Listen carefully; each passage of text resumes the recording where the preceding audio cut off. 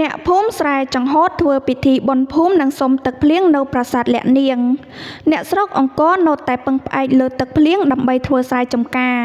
នៅរដូវវស្សាពេលខ្លះភ្លៀងធ្លាក់ពុំត្រូវតាមពេលវេលាខ្លះរាំងភ្លៀងទឹកមិនគ្រប់គ្រាន់ពេលខ្លះភ្លៀងធ្លាក់ច្រើនពេកទាំងនេះហើយជាកង្វល់យ៉ាងធំរបស់អ្នកស្រុកពិធីសុំទឹកភ្លៀងនេះធ្វើខុសគ្នាពីភូមិមួយទៅភូមិមួយហើយជាពិធីតាក់ទងនឹងជំនឿជីវចលតែប៉ុណ្ណោះតែយ៉ាងណាក៏មានកិច្ចក្នុងពុទ្ធសាសនាផងដែរជាក់ស្ដែងប្រជាពលរដ្ឋរស់នៅភូមិស្រែចង្ហូតបានរៀបចំធ្វើពិធីសុំទឹកភ្លៀងនិងបុណ្យឆ្លងចាត់រួមគ្នានៅប្រាសាទលាក់នាងនាថ្ងៃទី22ដល់23ខែមេសាឆ្នាំ2025បន្ទាប់ពីកិច្ចពិធីតាមសាសនានិងបញ្ចូលរូបស្នងបានរាំលេងសប្បាយហើយ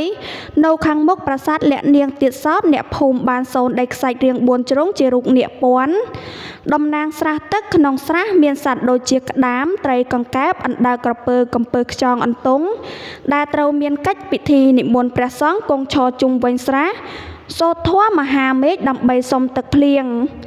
ពេលសូត្រចប់ប្រជាជនស្រង់ទឹកដល់ព្រះសង្ឃនិងចាស់ទុំរួមទាំង